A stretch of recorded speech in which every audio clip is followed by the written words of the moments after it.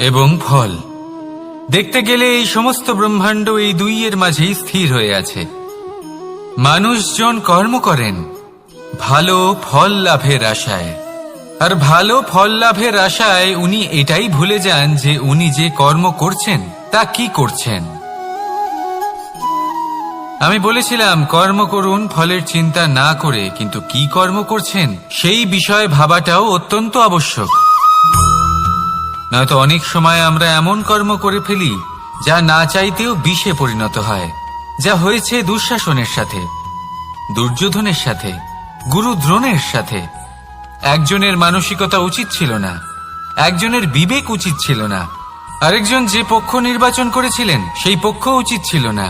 আর যা কিছু ওনাদের সাথে হলো, আপনার আমাদের সকলের সাথে তা হতে পারে। আমি বলেছিলাম কর্ম করুন, ফলের চিন্তা করবেন না, কিন্তু এই কর্মের বিষয়ে বিচার করে দেখাটাও ততটাই আবশ্যক। দেখুন, কর্ম করার উচিত প্রক্রিয়া ফলের চিন্তা না করা, কিন্তু যদি আপনার কর্ম শুভ হয় তাহলে তার ফলও নিয়তি আপনাকেই দেবে। সর্বদা কর্ম করার সময় এটা ভাবুন যে আপনার এই কর্ম এই সংসারকে, এই সমাজকে, আপনার পরিবারকে, আপনার আশেপাশের মানুষজনকে কোন দিশায় নিয়ে যাবে। যদি এটা সবার জন্য মঙ্গলময় হয় তাহলে কর্ম করতে থাকুন। আর হ্যাঁ, নিশ্চিত রূপে ফলের চিন্তা করবেন না। আসুন আমার সাথে ভালোবেসে বলুন রাধা রাধা। কর্ম এবং ফল। মানুষের স্বভাব হলো এটাই যে তিনি নিজের প্রত্যেক পরিশ্রমের প্রতিফল প্রার্থনা করেন। বেশিরভাগ সময় এই ফলাফলের চিন্তা করতে করতে, কল্পনা করতে করতে উনি কর্ম করতে থাকেন যে আমি এই কাজটা করলে এই ফল পাবো। সেই সব কল্পনা করতে থাকেন যা না তার হাতে আছে, না আছে অধিকার, আর না আছে নিয়ন্ত্রণ। উনি শুধু নিজের কর্ম করতে পারেন। উনি কি ফল পাবেন তা তার হাতে কখনোই নেই। তাই আপনিও শুধুমাত্র কর্ম করতে থাকুন, ফলের চিন্তা করবেন না। মনে রাখবেন, শিকড় এবং শাখা যেভাবে একে অপরের সাথে জড়িয়ে, সেইভাবেই একে অপরের সাথে জড়িয়ে কর্ম এবং ফল। যেরকম কর্ম আপনি করবেন সেরকম ফল আপনি অবশ্যই পাবেন।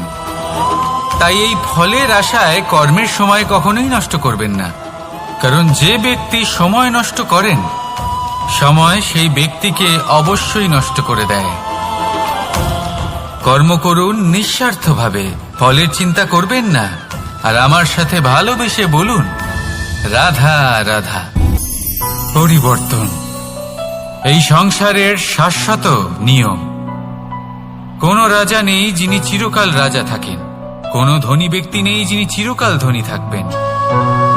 এই সংসারে সূর্যের স্থান নেওয়ার জন্য চন্দ্রিমার আগমন ঘটে। কোন স্থান যাকে পতিত বলা হয়েছিল সেখানে মহল তৈরি হয়েছে। কোন স্থান যাকে আজ মলিন বলা হয়েছে কাল সেখানে মন্দিরও স্থাপন হতে পারে। কোনো ঋতু চিরকালের জন্য থাকে না, কখনো সময় চিরকাল একরকম থাকে না। আজ যে আপনার কাছে রয়েছে কাল অন্য কারোর ছিল, আজ যে আপনার কাছে রয়েছে কাল তা অন্য কারোর কাছে চলে যাবে।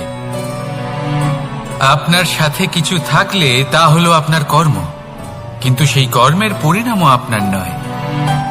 আপনি শুধু কর্ম করুন, বাকি সবকিছুই পরিবর্তনশীল। কিন্তু সেই পরিবর্তনকে দেখে ভয় পাওয়ার প্রয়োজন নেই, তাকে স্বাগত জানান।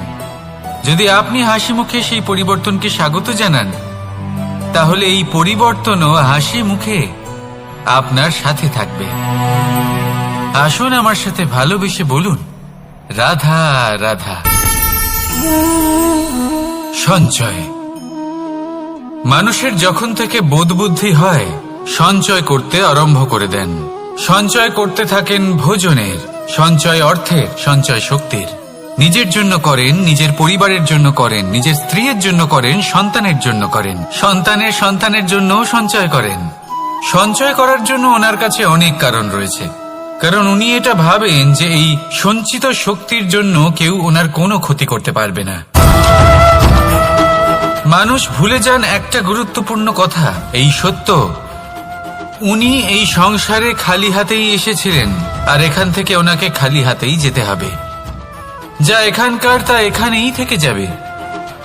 আর যদি কিছু ওনার সাথে যায় তা হলো ওনার কর্ম, আর কিচ্ছু নয়। তাই যদি কিছু অর্জন করতে চান তাহলে শুভ কর্ম অর্জন করুন, আত্মশক্তি অর্জন করুন, কারণ পরলোকে এটাই হবে আপনার সম্পত্তি। তাহলে কি এটা আপনি অর্জন করতে চান না? আসুন আর আমার সাথে ভালোবেসে বলুন, রাধা রাধা। সুখ আর অভিজ্ঞতা, এই দুই জীবনে একসাথে কখনোই আসে না। মনে রাখবেন, যেখানে সুখ থাকে সেখানে অভিজ্ঞতা থাকে না। আর যখন এই সুখ আমাদের জীবন থেকে দূরে চলে যায় তখন আমাদের জীবনে আসে এই অভিজ্ঞতা। পরমাত্মা, প্রকৃতি, নিয়তি এই অভিজ্ঞতাকে আমাদের জীবনে পাঠান যাতে আমরা একটা অত্যন্ত গুরুত্বপূর্ণ শিক্ষা, একটা জ্ঞান প্রাপ্ত করতে পারি।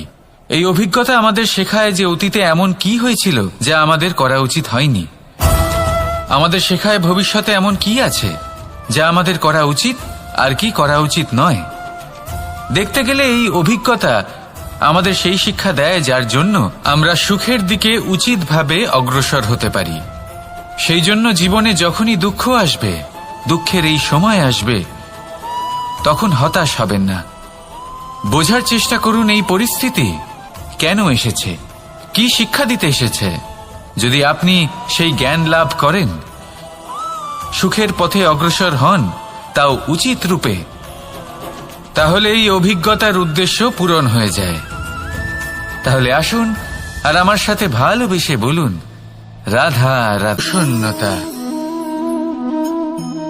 এমন এক অনুভূতি যা আমরা সকলে পেতে চাই। এবার এটা ভেবে দেখুন যে আমরা আমাদের প্রসন্নতার জন্য অন্য কাউকে দায়ী কেন করি।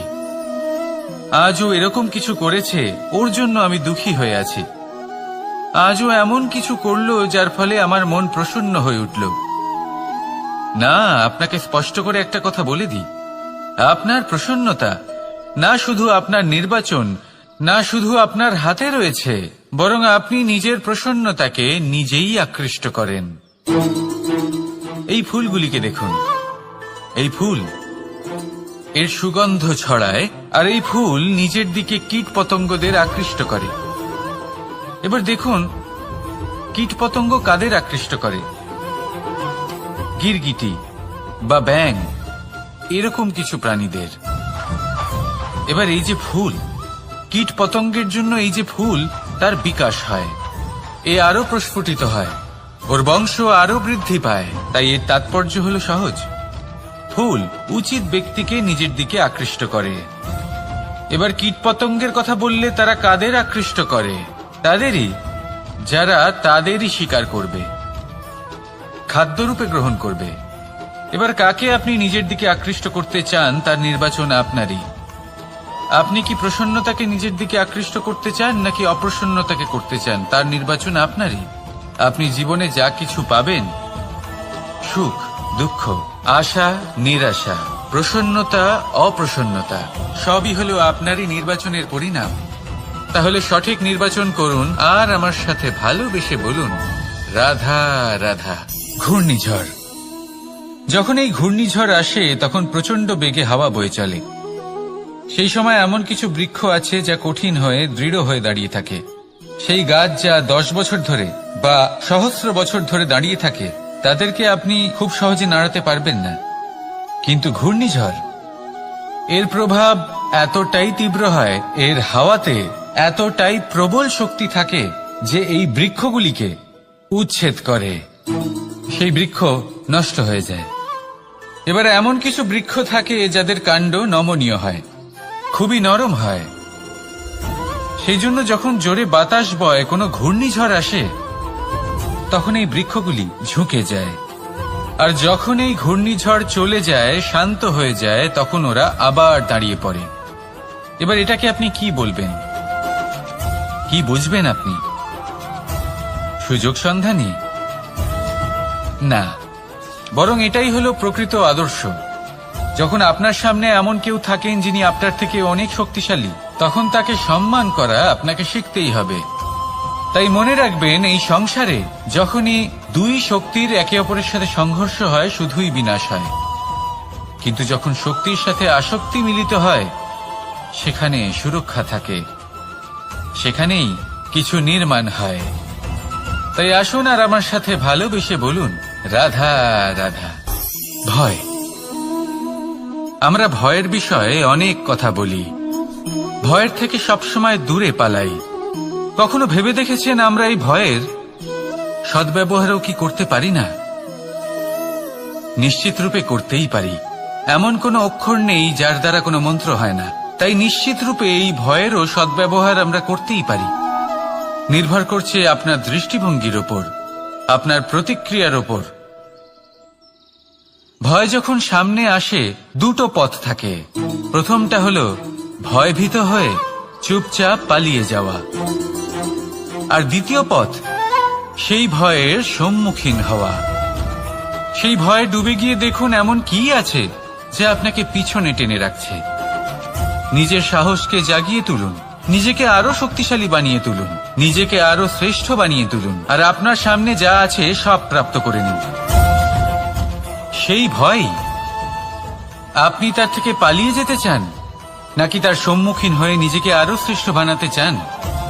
সেই চয়ন আপনারই, প্রতিক্রিয়া আপনারই, দৃষ্টিভঙ্গি আপনারই। আসুন আর আমার সাথে ভালোবেসে বলুন, রাধা রাধা। কখনো কোনো বনে আপনি আগুন লাগতে দেখেছেন? এমন ভয়ানক আগুন লাগতে পারে সমস্ত বন জ্বালিয়ে দিতে পারে। সেখানে যে বনস্পতি পাওয়া যায়, সেখান থেকে যে ঔষধি পাওয়া যায়, সবকিছু নষ্ট হয়ে যায়। যে পশু পাখি পাওয়া যায় বেশিরভাগই নিজের প্রাণ হারিয়ে ফেলে, আর যারা বাকি থাকেন তারা নির্বাসিত হন। কিন্তু কখনো ভেবে দেখেছেন এই বনে আগুন লাগে কি করে? ছোট ছোট শুকনো পাতার কারণে, শুকনো ডালের কারণে, সেইগুলো যেগুলো কখনো গাছের অংশ ছিল। সবসময় মনে রাখবেন, গাছ আমরা কুড়ুল দিয়ে কেটে থাকি, কিন্তু গাছ কখনো কুড়ুলের ডগা দিয়ে কাটা যায় না। বরং এই যে হাতলটা আছে, তাতে যে শক্তি লুকিয়ে রয়েছে, এই শক্তির দ্বারা গাছ কাটা হয়। এবার বলুন, এই যে হাতল, এ কি দিয়ে তৈরি হয়? স্বয়ং গাছের দ্বারাই। এর থেকে আপনি কি শিক্ষা পেলেন? যদি কেউ আপনজন হন, যে আপনার কোনো দরকারে লাগছেন, সেই কারণে তাকে নিজের থেকে দূরে করবেন না। যদি তার সাহায্যের প্রয়োজন হয় তাহলে তাকে সাহায্য করুন, যদি তার সঙ্গের প্রয়োজন হয় তাহলে তাকে সঙ্গ দিন। নিঃস্বার্থভাবে আপনজনদের বিকাশের পথে নিয়ে যান। নিজের স্বার্থ অনুসারে আপনজনদের নিজের জীবনে রাখবেন না। আসুন আর আমার সাথে ভালোবেসে বলুন, রাধা রাধা। জীবনে লক্ষ্য লাভ কি করে করতে হয়? কেউ বলবে বন্ধুদের সাহায্যে, কেউ বলবে প্রেমের সাহায্যে, কেউ বলবে নিরন্তর চেষ্টা করলে, কেউ বলবেন পরিশ্রম করলে, কেউ বলবেন ঈশ্বরের আশীর্বাদে, ইত্যাদি ইত্যাদি। আমি আপনাকে বুঝিয়ে বলি, এই যেমন ত্রিলোক আছে, অর্থাৎ 3 লোক আছে, যাকে সঞ্চালন করে ত্রিদেব বা 3 জন দেবতা। সেইভাবে নিজের লক্ষ্যে পৌঁছানোর জন্য 3টি ভাবের প্রয়োজন পড়ে। প্রথম ভাব হলো স্বপ্ন দেখা। আপনি যদি স্বপ্ন দেখতে শুরু না করেন তাহলে সেখানে পৌঁছতেই পারবেন না। তারপর আপনাকে দৃঢ় সংকল্প নিয়ে সেই পথ যেমনই হোক তাতে চলতে হবে। এ হলো দ্বিতীয় ভাব, দৃঢ় সংকল্প। আর তৃতীয় ভাব হলো সেই লক্ষ্যের যাত্রা পূর্ণ করার জন্য প্রতিবদ্ধ হওয়া। তাই যদি আপনি স্বপ্ন দেখতে পারেন, দৃঢ় সংকল্প দ্বারা পথ যতই কঠিন হোক না কেন তাতে চলতে পারেন, আর সেই লক্ষ্য লাভের যাত্রা পূর্ণ করার জন্য প্রতিবদ্ধ হতে পারেন, তাহলে আপনি নিশ্চিত রূপে আপনার লক্ষ্য লাভ করতে পারবেন। তাই আপনি এটাই করুন, আর আমার সাথে ভালোবেসে বলুন, রাধা রাধা। কথায় আছে যে জীবনে কিছু শুরু করার আগে স্বপ্ন দেখা অত্যন্ত গুরুত্বপূর্ণ, আর এটা 100% সত্যিও। কিন্তু কিছু মানুষ স্বপ্ন দেখা শুরু না হয় করে দেন, কিন্তু তারপর থামেনি না। স্বপ্ন দেখতেই থাকেন, তারা ভাবতেই থাকেন, কর্ম করেন না। এমন সময় আপনাকে নিজেকে জাগিয়ে তুলতে হবে। নিজেকে বলতে হবে যে এবার উঠে কর্ম করার সময় এসে গেছে।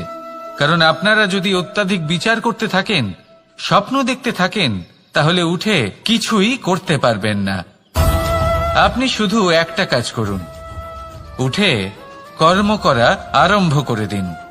তারপর ভেবেচিন্তে ধীরে ধীরে নিজের কর্মকে দিশাও দিন আর তাকে উচিত গতিও দিন, কারণ এটাই হলো সাফল্যের মূল মন্ত্র।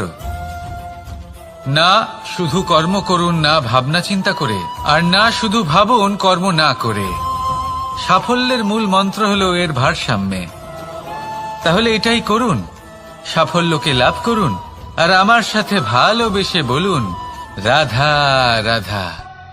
সূর্যের মনে হয় যে তার থেকে বেশি তেজস্বী আর উজ্জ্বল কেউ নেই, তাই তার এই অহংকার ভঙ্গ করার জন্য মেঘ চলে আসে। তারপর এই মেঘের অহংকার বেড়ে যায় যে তার থেকে বেশি ঘন আর কেউ নেই। তারপরে বাতাসের একটা প্রবল দমক আসে আর মেঘেদের ছিন্ন ভিন্ন করে দিয়ে চলে যায়। তখন বায়ুর অহংকার বেড়ে যায়, আরো ভাবে যে তার থেকে বেশি শক্তিশালী আর কেউ নেই। এই দমকা বাতাস যখন বিশাল এক পর্বতের সাথে ধাক্কা খায়, তখন সেই বাতাসের অহংকারও চূর্ণ বিচূর্ণ হয়ে যায়। তারপরে পর্বত ভাবে যে তার থেকে বেশি ধীর আর শক্তিশালী আর কেউ নেই। তখন পৃথিবীতে ভূমিকম্প হয় আর সেই বিশাল পর্বত চূর্ণ বিচূর্ণ হয়ে যায়, তারও অহংকার ভেঙে যায়। এবার ধরিত্রীর অহংকার হতে থাকে। ধরিত্রী বলে যে আমার উপর সবকিছু টিকে রয়েছে, আমার থেকে বেশি শক্তিশালী আর কেউ নেই। একটা ছোট্ট ইঁদুর আসে, মাটিতে গর্ত করে আর মাটি ধসিয়ে দেয়। ধরিত্রীর অহংকার ভেঙে যায়। এর তাৎপর্য হলো সরল, এই সংসারে অহংকার কখনো স্থির থাকে না, এই অহংকার ভাঙবেই। এটা হলো সাংসারিক চক্র। আমাদের নিজেদের জীবনে কর্তব্য পালন করতে হবে, কর্ম করতে হবে, কিন্তু অহংকার নয়। যে ব্যক্তি এটা বুঝতে সক্ষম হন তাকে জ্ঞানী বলা হয়, আর যে মানুষ এটা বুঝতে পারেন না তিনি সারা জীবন শোধ প্রতিশোধ মান অভিমানের এই চক্রে আটকা পড়েন। এবার আপনি কি এই চক্রে আটকে থাকতে চান, নাকি জ্ঞানী হয়ে উঠতে চান? সেই চয়ন আপনারই। আসুন আর আমার সাথে ভালোবেসে বলুন রাধা রাধা। কোন যোদ্ধা জন্ম থেকে যোদ্ধা হন না, তিনি যোদ্ধা হবেন কিনা চয়ন করেন। তিনি যোদ্ধা হবেন বলে তখনই স্থির করেন যখন তিনি পিছু হটবেন না বলে দৃঢ় প্রতিজ্ঞ হন। যদি ওনার সামনে অশুভ কিছু হয়, তার বিরোধিতা করতে দৃঢ় প্রতিজ্ঞ হন, তবেই তিনি যোদ্ধা হতে পারেন। কেউই যোদ্ধা হয়ে এই পৃথিবীতে জন্মগ্রহণ করেন না। আপনি কি হতে চান? সেই দর্শক হতে চান যারা যুদ্ধভূমিতে বসে থেকে অন্য কারোর জয়ে উচ্ছ্বাস প্রকাশ করেন, নাকি সেই যোদ্ধা হতে চান যিনি নিজের শৌর্য দিয়ে বীরত্ব দিয়ে পরাক্রম প্রদর্শন করেন এবং যার প্রশংসা যুগ যুগ ধরে হয়ে চলে? সিদ্ধান্ত আপনারই। আসুন আর আমার সাথে ভালোবেসে বলুন রাধা রাধা। সাফল্য খুব সহজ এক শব্দ। এটা হলো সেই সব শব্দের মধ্যে অন্যতম যা মানুষ একটু বুঝলেই ভাবেন সব বুঝে ফেলেছি, আর যেই উনি বুঝতে পারেন সাফল্য কি, আজীবন সেই সাফল্যের পেছনেই ছুটতে থাকেন। এই সাফল্য হলো একটা খেলার মতো, যাতে মানুষ নিজের সমস্ত জীবন বাজি লাগিয়ে দেন। আর প্রত্যেক খেলার মতোই এরও কিছু নিয়ম রয়েছে। আর প্রাথমিক নিয়ম হলো এই সাফল্য লাভ করার জন্য সাফল্য লাভ করার স্বপ্ন আপনাকে অবশ্যই দেখতে হবে আগে। হ্যাঁ, কিন্তু শুধুমাত্র স্বপ্ন দেখলেই কিছুই হবে না। স্বপ্ন দেখুন, তারপরে আপনার নিজের নিদ্রাকে ভঙ্গ করতে হবে, দিনরাত পরিশ্রম করতে হবে, দিনরাত চেষ্টা করতে হবে, তবেই এই সাফল্য আপনার কাছে আসবে আর আপনার পদানত হবে। তাহলে স্বপ্ন দেখুন আর পরিশ্রম করে তাকে সার্থক করুন। যদি এটা করেন তবেই সাফল্য সহজেই আপনার কাছে আসবে। আর তখন মন প্রসন্ন হয়ে বলবে রাধা রাধা। সমস্যা প্রত্যেকের জীবনেই সমস্যা আসা যাওয়া করে, আর প্রত্যেক মানুষ সমস্যা আসার পর তার সমাধান খুঁজতে উঠে পড়ে লাগেন। কিন্তু যখনই সমস্যার সমাধান হয়ে যায়, আমরা সুপ্রসন্ন হয়ে যাই এবং অসাবধানও হয়ে যাই। আমাদের মনে হয় যে আমরা সম্পূর্ণরূপে সমস্যার অন্ত করেছি, কিন্তু কোথাও না কোথাও একটা ছোট্ট বীজ রয়েই যায়, আর সেই বীজ আমাদের অসাবধানতার ছত্রছায়ায় বড় হতে থাকে, আর তারপর মহা সংকট হয়ে আবার আমাদের উপর আক্রমণ করে। এই সংকট যে কোনো রূপে আসতে পারে, কোনো শত্রুর রূপেও আসতে পারে, বা কোনো মহামারীর রূপেও আসতে পারে। সেই জন্য সবসময় সাবধান থাকাই উচিত, কারণ অসাবধান হলে কি হয়, আমাদের সুরক্ষা চক্রে একটা ছেদ উৎপন্ন হয়, আর আমাদের শেষ করতে পারে এমন এক বাণ সেই ছেদ বিন্দু হয়ে আমাদের হৃদয়ে প্রবেশ করতে পারে। তাই যে কোনো সমস্যার সমাধান করুন, জয়ী হন, উৎসব পালন করুন, কিন্তু সাবধানে থাকবেন। আসুন আর আমার সাথে ভালোবেসে বলুন, রাধা রাধা। আমাদের জীবনে দুই ধরনের সম্পত্তি হয়ে থাকে, এক হলো ভৌতিক সম্পত্তি, এক হলো জৈবিক সম্পত্তি। অর্থ, সম্পদ, সুবিধে, খাদ্য এইসব ভৌতিক সম্পত্তির মধ্যে পড়ে। ব্যক্তি, মিত্র, পরিবার, আমাদের আপনজন, আত্মীয় স্বজন সব জৈবিক শ্রেণীতে পড়ে। আর প্রত্যেক মানুষের পক্ষে এই বিভাজন বোঝা অত্যন্ত আবশ্যক, কারণ মূলত আমাদের ব্যবহার দুই রকমের হয়ে থাকে, হয় আমরা ভালোবাসি বা আমরা সদ্ব্যবহার করি। আর সবথেকে বড় ভুল আমরা তখন করি যখন আমরা বুঝতেই পারি না যে ভালোবাসবো কাকে আর ব্যবহার করব কাকে। আমরা ভৌতিক সম্পত্তি ভালোবেসে ফেলি আর ব্যবহার করি জৈবিক সম্পত্তিকে, যেখানে এটা অনুচিত। জৈবিক সম্পত্তিকে ভালোবাসুন আর ভৌতিক সম্পত্তিকে ব্যবহার করুন।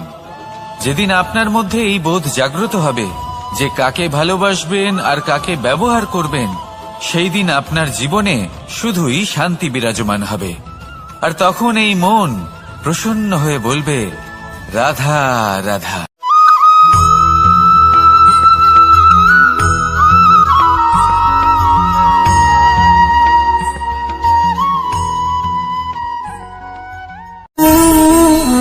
সঞ্চয়। মানুষের যখন থেকে বোধ বুদ্ধি হয়, সঞ্চয় করতে আরম্ভ করে দেন। সঞ্চয় করতে থাকেন ভোজনের, সঞ্চয় অর্থের, সঞ্চয় শক্তির। নিজের জন্য করেন, নিজের পরিবারের জন্য করেন, নিজের স্ত্রীর জন্য করেন, সন্তানের জন্য করেন, সন্তানের সন্তানের জন্য সঞ্চয় করেন। সঞ্চয় করার জন্য ওনার কাছে অনেক কারণ রয়েছে, কারণ উনি এটা ভাবেন যে এই সঞ্চিত শক্তির জন্য কেউ ওনার কোনো ক্ষতি করতে পারবে না। মানুষ ভুলে যান একটা গুরুত্বপূর্ণ কথা, এই সত্য, উনি এই সংসারে খালি হাতেই এসেছিলেন, আর এখান থেকে ওনাকে খালি হাতেই যেতে হবে। যা এখানকার তা এখানেই থেকে যাবে। আর যদি কিছু ওনার সাথে যায় তা হলো ওনার কর্ম, আর কিচ্ছু নয়। তাই যদি কিছু অর্জন করতে চান, তাহলে শুভ কর্ম অর্জন করুন, আত্মশক্তি অর্জন করুন, কারণ পরলোকে এটাই হবে আপনার সম্পত্তি। তাহলে কি এটা আপনি অর্জন করতে চান না? আসুন আর আমার সাথে ভালোবেসে বলুন, রাধা রাধা। সদিচ্ছা। দেখতে গেলে 3 অক্ষরে তৈরি এই শব্দ, কিন্তু সমস্ত ত্রিলোক তার উপরেই আধারিত। আপনি এই সংসারে এসেছেন, তখন অবশ্যই শ্বাস নেবেন, কিন্তু তার বদলে আপনাকে কিছু তো দিতেই হবে। আপনার উপর নির্ভর করছে আপনি কি দেবেন। কি দেবেন এই সংসারকে, এই সমাজকে, নিজের পরিবারকে, আর তার বদলে কি নেবেন? যশ নাকি অপযশ? দেখুন, এক ছিল রাবণ, যে কিনা সমুদ্র পার করলো সীতাকে অপহরণ করার জন্য, আর এক ছিলেন রামচন্দ্র, যিনি সমুদ্র পার করেছিলেন, সেতু বানিয়ে গিয়েছিলেন সীতাকে ফিরিয়ে নিয়ে আসার জন্য। দুজনেই সমুদ্র পার করেছিলেন, শুধু পার্থক্য ছিল সদিচ্ছাকে বোঝার, লক্ষ্যের। অনেক মানুষের যাত্রা একরকম হতেই পারে, কিন্তু আনন্দ তখনই লাভ করবেন যখন লক্ষ্য শুভ হবে, মহান হবে। এই লক্ষ্য দিয়ে এই সংসারের কল্যাণ হবে এবং মানুষের সম্মান হবে। যদি আপনার সংকল্প উচিত হয়, তাহলে আপনার লক্ষ্য উচিতই হবে, নয়তো শুধুমাত্র বিনাশ হবে। আর উচিত এটাই হবে যে বিনাশের হাত থেকে যেন নিজেকে বাঁচানো যায়, কি বলেন? তাই জীবনে যে লক্ষ্য স্থির করছেন, মনে রাখবেন তা যেন শুভ লক্ষ্য হয়। যদি এরকম হয়, তাহলে আপনার যাত্রা, আপনার জীবন দুটোই শুভময় হবে। আসুন আর আমার সাথে ভালোবেসে বলুন, রাধা রাধা। সুরক্ষা। এই সুরক্ষা আসলে কি? এটা কি কোনো কবচ, নাকি কোনো সীমা? এই সুরক্ষা আসলে অন্য কিছু। আমাদের মাতা পিতা, আমাদের প্রিয়জন, আমাদের বন্ধু, এই সমাজ, আমাদের শুভাকাঙ্ক্ষী, আমাদের আত্মীয়, এনারা সবাই আমাদের জীবনে কোনো না কোনো ভাবে সুরক্ষা দিয়ে থাকেন, একটা কবচ দিয়ে থাকেন কোনো না কোনো রূপে। কিন্তু দেখতে গেলে আমাদের পরাক্রমের পথে, আমাদের বীরত্বের পথে, আমাদের সাহসের পথে এই সুরক্ষাই সব থেকে বড় বাধা হয়ে দাঁড়ায়। একবার ভেবে দেখুন, যদি আপনি কোনো সুরক্ষাই না পান, বা যদি আপনি এই সুরক্ষা ভেঙে বাইরে আসতে পারেন, তাহলে আপনার বীরত্ব চরম সীমায় পৌঁছে যায়। কেন? কারণ তখন আপনি জানেন যে এই সংসারের সম্মুখীন আমাদের নিজেদেরই হতে হবে। আপনি বুঝে যান যে শত্রুর সম্মুখীন এবার নিজের বলের দ্বারা, নিজের পরাক্রমের দ্বারা, নিজের সাহসের দ্বারা করতে হবে। আর তখন আমাদের মনের মধ্যে এই শক্তি জাগ্রত হয়। এই শক্তি অন্তরেই বসবাস করে। শুধু এটা চিনে নিতে হবে, একে জাগ্রত করতে হবে। আর এটা সুরক্ষা ভেঙে যাওয়ার পরেই সম্ভব হয়। আর যারা নিজের শক্তি সম্পর্কে জানেন, যিনি নিজেই জানেন তিনি কতটা শক্তিশালী, তিনি নিজেই নিজের সুরক্ষা কবচ চিরকালের মতো ভেঙে ফেলে দেন, ঠিক কর্ণের মতো। আর তারপরে দেখুন, আপনার পরাজয় হোক বা বিজয়ী হোক না কেন, সেটাই অনেক বড় হয়, সেটাই প্রশস্ত হয়ে থাকে। সেই জন্য ত্যাগ করুন নিজের ভয়কে, নিজের আশেপাশের এই সুরক্ষা চক্রকে ভেঙে ফেলুন। আর সম্মুখীন হন এই সংসারের নিজের শত্রু সম্মুখীন হন। পরাক্রমের এই অঙ্কুর, তা অঙ্কুরিত হওয়ার জন্য বীজের উপরের এই কবচ, এটা ভেঙে যাওয়া অতি আবশ্যক। আসুন আমার সাথে ভালোবেসে বলুন, রাধা রাধা। যখন আমরা হাঁটতে থাকি আর আমাদের পায়ে কাঁটা বিঁধে যায়, তখন মুখ দিয়ে আহ বেরিয়ে আসে, কান্না চলে আসে, আর অনেক সময় অভিশাপও বেরিয়ে আসে।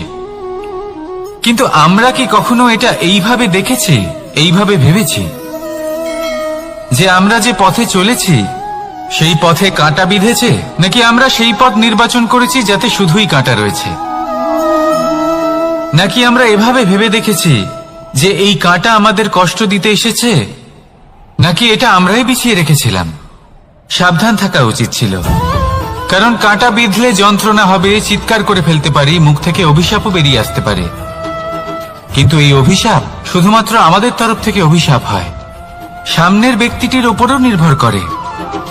এবার সেই ব্যক্তি যদি এমন হয় যে ফুল আর কাঁটা এই দুই সমানভাবে গ্রহণ করতে পারে, তার কাছে অভিশাপও বরদানে পরিণত হয়। শেষ পর্যন্ত ব্যাপারটা দাঁড়ায় ভাবনা, চিন্তা, দৃষ্টিভঙ্গির উপর। কারণ আপনার এই ভাবনাই সত্যি হয়ে সামনে আসে। সেই জন্য এই ভাবনা, চিন্তা, মানসিকতাকে গুরুত্ব সহকারে দেখবেন। এই বিবেচনা নিয়ে বিবেচনা করতে শিখুন। আমার কথার অর্থ হলো যে জীবনে যখন এরকম কিছু একটা ঘটবে, তখন ভেবে দেখুন যে এরকম কেন হলো। আপনি কি এমন কোনো কর্ম করেছিলেন যার কর্মফল এটা? এমন কোনো কাজ যা অনুচিত ছিল, অসত্য ছিল, যা অভদ্রতার কারণ ছিল? ভেবে দেখা প্রয়োজন। দেখুন, ইচ্ছে হলো আপনার যে আপনি কি করতে চান, ভাবনা আপনার, সত্য আপনার, জীবন আপনার, সিদ্ধান্ত আপনার। আসুন আর আমার সাথে ভালোবেসে বলুন, রাধা রাধা। সময়। এই সময় আসলে কি?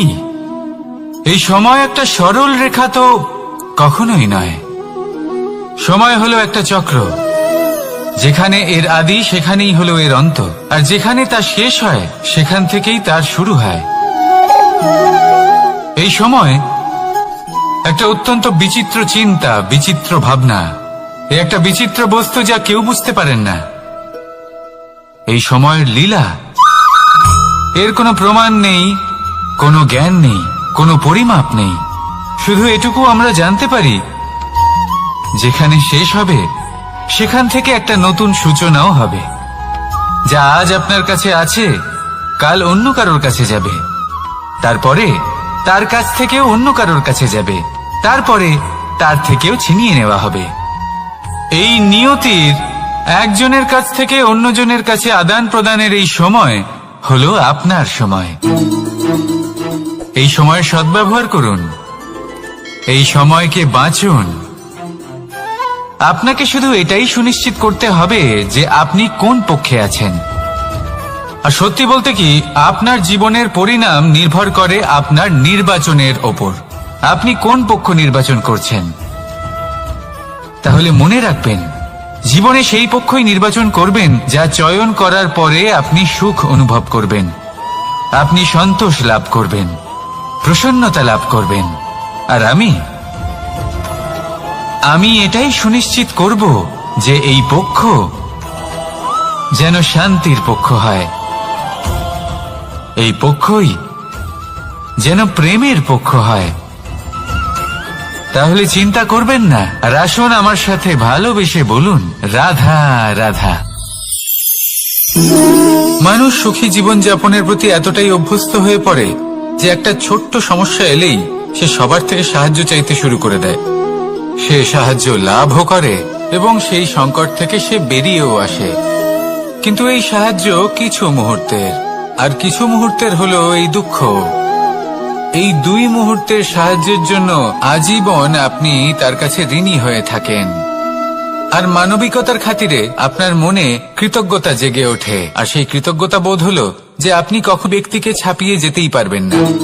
সেই জন্য জীবনে সবসময় চেষ্টা করবেন নিজেকে প্রস্তুত রাখতে সেই সব সমস্যার জন্য, সেই সব বাধার জন্য যেগুলো আপনার জীবনে আসতে পারে। ততক্ষণ সাহায্য চাইবেন না যতক্ষণ না অন্য কোনো পথ না থাকছে। সাহায্য চাওয়া অনুচিত নয়, কিন্তু সাহায্য চাইলে এবং সাহায্য পেলে আপনি আজীবন কৃতজ্ঞ এবং ঋণী হয়ে থাকবেন। আর তারপর একদিন আপনি পরিবর্তন দেখতে পাবেন যে কিভাবে আপনি ছোট ছোট সমস্যার জন্য সাহায্য না চেয়ে বড় বড় সমস্যার সম্মুখীন হতে প্রস্তুত হয়ে গেছেন। এটাই হলো সংসারের নীতি। এটাই পালন করুন আর আমার সাথে ভালোবেসে বলুন, রাধা রাধা। আপনি কখনো কাউকে পর্বতে আরোহণ করতে দেখেছেন? বা আপনি কখনো নিজে কোনো পর্বতে আরোহণ করেছেন? করে থাকলে আপনি এই বিষয়ে অবশ্যই জানবেন যে যখন আমরা শিখরের দিকে এগোই, ওপরের দিকে এগিয়ে চলি, তখন আমাদের একটু ঝুঁকে পথ চলতে হয়। তখনই আমরা সেই পর্বত আরোহণ করতে পারি। কিন্তু যে ব্যক্তি নিচের দিকে ফিরে আসছেন তিনি কিন্তু ঝুঁকে চলেন না, তিনি দৃঢ়ভাবে সোজা হয়ে নিচে নামেন। এই ভারসাম্য বজায় রাখার এই খেলাতে সংসারের একটা সার লুকিয়ে রয়েছে। যদি আপনিও জীবনে উঁচুতে উঠতে চান, শিখরে পৌঁছতে চান, তাহলে আপনাকেও নত হয়ে বিনম্র হয়ে সামনে এগোতে হবে। সেখানে যদি আপনি বুক চিতিয়ে উদ্ধতভাবে অহংকার বোধ নিয়ে চলতে থাকেন, সেখান থেকেই আপনাকে নিচে নামতে হবে। কোনো ব্যক্তি তার বিনম্র স্বভাব দেখেই বোঝা যায় যে সেই ব্যক্তি সাফল্যের শিখর দেশে আরোহণ করছে নাকি নিচে তথা খাদের দিকে যাত্রা করছে। তাই সবসময় বিনম্র থাকুন, শ্রেষ্ঠ কর্ম করুন, পরিশ্রম করুন আর আমার সাথে ভালোবেসে বলুন, রাধা রাধা। আমাদের জীবনে আমরা যখনই এমন কোনো মানুষের সাথে পরিচিত হই যে বয়সে, পদে এবং আর্থিক দিক থেকে আমাদের থেকে পিছিয়ে, তখন আমরা সবাই খুব হীন নজরে তাদের দিকে দেখি। মনেই করি না যে সেই ব্যক্তির নিজস্ব একটা অস্তিত্ব রয়েছে, তার নিজেরও একটা মাহাত্ম্য রয়েছে। আমাদের মনেই হয় না যে আমাদের সামনে দাঁড়িয়ে থাকার যোগ্যতা আছে তাদের। চলুন আপনাকে একটা প্রশ্ন করি, শূন্যের নিজস্ব মূল্য কোথায়? আপনি বলবেন কিছুই না। শূন্যের আবার নিজস্ব মূল্য কোথায়? কিন্তু যখন এই শূন্যই কোনো সংখ্যার সাথে এসে যুক্ত হয়ে যায়, কোনো অঙ্কের সাথে এসে যুক্ত হয়ে যায়, তখন তার মূল্য অনেক গুণ বৃদ্ধি পায়। অর্থাৎ এই শূন্যের মূল্য অবশ্যই আছে। আর আমাদের জীবনেও এমন কিছু ব্যক্তি থাকেন, তাদের দেখে মনে হয় যে এদের কোনো মূল্যই নেই, কিন্তু যখন এই ব্যক্তি কারোর সাথে এসে জুড়ে যান, তখন তার মূল্য সেই ব্যক্তির বৃদ্ধি ঘটায়। এই সংসারে এমন কোনো ব্যক্তি নেই যার কোনো মূল্য নেই। যদি আমরা ধনুকের কথা বলি, তাহলে তার জন্য একটি দড়ির প্রয়োজন হয়, যেটি প্রত্যঞ্চা হিসেবে ব্যবহৃত হয়। যদি এই প্রত্যঞ্চা না থাকে, তাহলে ধনুকের কোনো মূল্যই থাকে না। যদি প্রত্যঞ্চা না থাকে, তাহলে ধনুকের অস্তিত্ব অসম্পূর্ণ থেকে যায়। এই সংসারে যে কোনো ব্যক্তি হোক বা যে কোনো বস্তু হোক, প্রত্যেকের নিজস্ব একটি মূল্য আছে। তার সম্মান করুন, সামনে অগ্রসর হন, আর আমার সাথে ভালোবেসে বলুন, রাধা রাধা। কর্ম এবং ফল। মানুষের স্বভাব হলো এটাই যে তিনি নিজের প্রত্যেক পরিশ্রমের প্রতিফল প্রার্থনা করেন। বেশিরভাগ সময় এই ফলাফলের চিন্তা করতে করতে, কল্পনা করতে করতে উনি কর্ম করতে থাকেন, যে আমি এই কাজটা করলে এই ফল পাবো। সেই সব কল্পনা করতে থাকেন যা না তার হাতে আছে, না আছে অধিকার, আর না আছে নিয়ন্ত্রণ। উনি শুধু নিজের কর্ম করতে পারেন। উনি কি ফল পাবেন তা তার হাতে কখনোই নেই। তাই আপনিও শুধুমাত্র কর্ম করতে থাকুন, ফলের চিন্তা করবেন না। মনে রাখবেন, শিকড় এবং শাখা যেভাবে একে অপরের সাথে জড়িয়ে, সেইভাবেই একে অপরের সাথে জড়িয়ে কর্ম এবং ফল। যেরকম কর্ম আপনি করবেন, সেরকম ফল আপনি অবশ্যই পাবেন। তাই এই ফলের আশায় কর্মের সময় কখনোই নষ্ট করবেন না, কারণ যে ব্যক্তি সময় নষ্ট করেন, সময় সেই ব্যক্তিকে অবশ্যই নষ্ট করে দেয়। কর্ম করুন নিঃস্বার্থভাবে, ফলের চিন্তা করবেন না, আর আমার সাথে ভালোবেসে বলুন, রাধা রাধা। কর্ম এবং ফল। দেখতে গেলে এই সমস্ত ব্রহ্মাণ্ড এই দুইয়ের মাঝেই স্থির হয়ে আছে। মানুষজন কর্ম করেন ভালো ফল লাভের আশায়, আর ভালো ফল লাভের আশায় উনি এটাই ভুলে যান যে উনি যে কর্ম করছেন তা কি করছেন। আমি বলেছিলাম কর্ম করুন ফলের চিন্তা না করে, কিন্তু কি কর্ম করছেন সেই বিষয়ে ভাবাটাও অত্যন্ত আবশ্যক। নয়তো অনেক সময় আমরা এমন কর্ম করে ফেলি যা না চাইতেও বিষে পরিণত হয়, যা হয়েছে দুঃশাসনের সাথে, দুর্যোধনের সাথে, গুরু দ্রোণের সাথে। একজনের মানসিকতা উচিত ছিল না, একজনের বিবেক উচিত ছিল না, আরেকজন যে পক্ষ নির্বাচন করেছিলেন সেই পক্ষ উচিত ছিল না। আর যা কিছু ওনাদের সাথে হলো, আপনার, আমার, আমাদের সকলের সাথে তা হতে পারে। আমি বলেছিলাম কর্ম করুন, ফলের চিন্তা করবেন না, কিন্তু এই কর্মের বিষয়ে বিচার করে দেখাটাও ততটাই আবশ্যক। দেখুন, কর্ম করার উচিত প্রক্রিয়া ফলের চিন্তা না করা, কিন্তু যদি আপনার কর্ম শুভ হয়, তাহলে তার ফলও নিয়তি আপনাকেই দেবে। সর্বদা কর্ম করার সময় এটা ভাবুন যে আপনার এই কর্ম এই সংসারকে, এই সমাজকে, আপনার পরিবারকে, আপনার আশেপাশের মানুষজনকে কোন দিশে যাবে। যদি এটা সবার জন্য মঙ্গলময় হয়, তাহলে কর্ম করতে থাকুন। আর হ্যাঁ, নিশ্চিত রূপে ফলের চিন্তা করবেন না। আসুন আমার সাথে ভালোবেসে বলুন, রাধা রাধা। বটবৃক্ষের বীজ সর্ষের দানার থেকেও ছোট হয়, কিন্তু যখন তা নিজের রূপ ধারণ করে, তখন তা বিশাল বৃক্ষের আকার ধারণ করে, যা সহস্র বছর ধরে বেঁচে থাকে, ছায়া প্রদান করে, পাখিদের আশ্রয় প্রদান করে, আর দেয় পথচারীদের বিশ্রাম করার স্থান। কেন? কারণ সেই ছোট বীজ তা মাটির ভেতরে গিয়ে নিজের খোলস ত্যাগ করে। অন্ধকারে থাকে সে, যতই আলো আসুক না কেন, যতই বর্ষা আসুক না কেন, সব সহ্য করে। আর তারপরে একটা চারা গাছ অঙ্কুরিত হয়, তারপর ধীর গতিতে একটা বিশাল বৃক্ষতে পরিণত হয়। দেখুন, জীবনে কঠিন সময় আসে, এই জন্য নয় যে আপনি হার মেনে নেবেন, এই জন্য আসে যাতে আপনি ভবিষ্যৎ নির্মাণের জন্য নিজেকে তৈরি করতে পারেন। যদি কঠিন সময়ে আপনি ওই বীজের মতো দৃঢ় হয়ে থাকতে পারেন, তাহলে আপনিও একদিন সেই বিশাল বৃক্ষের মতো নিজের অস্তিত্ব গড়ে তুলতে পারবেন, যা সহস্র বছর পর্যন্ত মনে রাখা হবে। আসুন আমার সাথে ভালোবেসে বলুন, রাধা।